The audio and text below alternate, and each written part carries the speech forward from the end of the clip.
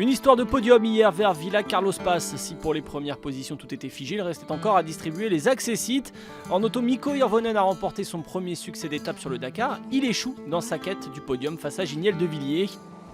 En moto, Price a géré, Antoine Méo lui a chuté et donc perdu tout espoir de podium. Un podium que pouvaient encore espérer 3 hommes lors de la dernière étape. Pablo Quintanilla, vainqueur de cette 12e étape, mais aussi Kevin Benavides et Helder Rodriguez.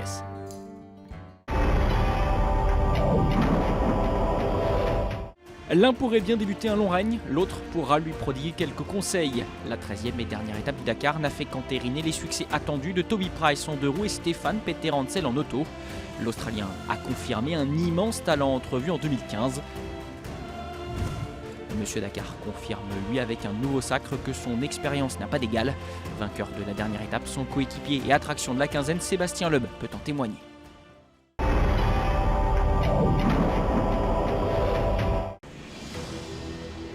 Il avait course gagnée, Stefan Peterhansel a profité de la 13e étape pour savourer. Un 12e titre personnel d'abord, le 6e en auto, un statut d'homme de la reconquête pour Peugeot qui attendait un sacre depuis 26 ans. 7 minutes lâchées sur les 180 km de spécial vers Rio Quarto, vous l'aurez compris, la priorité de Monsieur Dakar n'était pas de s'offrir un 4e succès d'étape. Il laisse cet honneur à son coéquipier, celui qu'on pourra baptiser Monsieur Scratch. Lassé par un début de 2e semaine où la navigation l'a pénalisé, Sébastien Loeb termine cette édition de rookie comme il l'avait commencé. Un temps Scratch, son 4e et une envie de retenter sa chance l'année prochaine. De voir que la voiture est compétitive, même dans les spéciales type WRC, avec un buggy, c'est plutôt encourageant. Sur ces derniers kilomètres de piste rapide, Mikko Hirvonen a essayé de faire le match. Mais comme à l'époque de leur rivalité en WRC, le Finlandais a dû s'incliner. En tête à mi-parcours, le pilote mini lâche 1 minute 13 sur la ligne. Dans son sillage, son leader, Nasser Al-Attiyah. Le Qatari a perdu son titre, mais quel champion! Sa fierté lui aura fait donner le meilleur de sa 4 roues motrices. Agressif comme jamais, il est le seul à rester dans la même heure que Peter au classement général. Dans la même seconde qu'Al-Attiyah, ce samedi, Cyril Després aura à sa façon été héroïque. Plombé par une première semaine poissarde, il s'est transformé en porteur d'eau de luxe et a refait surface sur les parcours les plus sélectifs. Dans ce contexte, sa 7e place au général est encourageante. Avec Giniel De Villiers enfin, Toyota tient son assurance vitrine. Jamais en dehors du top 15 en 2 semaines de spécial, le vainqueur de l'édition 2009 fait monter la firme japonaise sur son 5e podium consécutif. 8e du jour, le Sud-Africain hisse le team Hilux à la 3e place.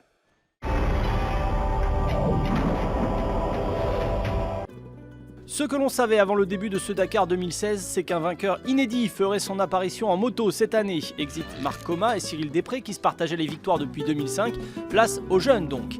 Et c'est Toby Price, l'Australien sur KTM, qui en a profité.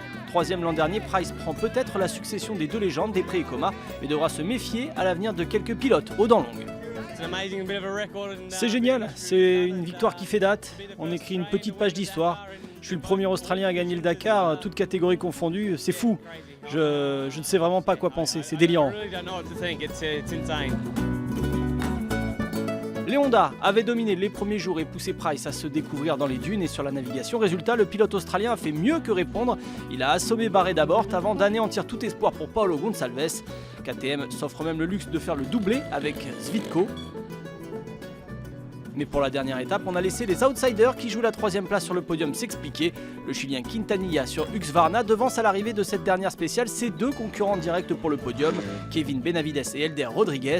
Ils perdent près de 2 minutes chacun et Husqvarna s'offre donc une belle 3e place. Après la 4e place en 2015 de Quintanilla, la progression continue. Cette dernière journée a été galère pour Antoine Méo qui a chuté lors de la 12e étape. En serrant une nouvelle fois les dents, il a fini cette dernière étape, mais à plus de 3 quarts d'heure du vainqueur du jour. Il prend tout de même une belle place dans le top 10 pour sa première sur le Dakar.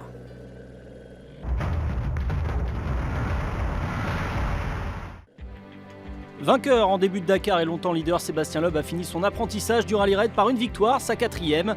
Le Roy Poulter est le premier Toyota de la journée, il termine 5e. Au général, malgré un nombre de spéciales conséquentes, 9 sur 12, Peugeot n'a pas trusté le haut du classement. Seulement une seule Peugeot termine dans le top 6, celle du vainqueur Peterhansel. De passer la ligne d'arrivée, les derniers kilomètres, c'est vraiment une délivrance. Il y a un palmarès de mes victoires, mais celui-là va rester à mon avis dans le top 3 parce que déjà parce que c'est un constructeur français, j'en ai rêvé depuis toujours. Et au-delà de la 6e en voiture, c'est une victoire très importante.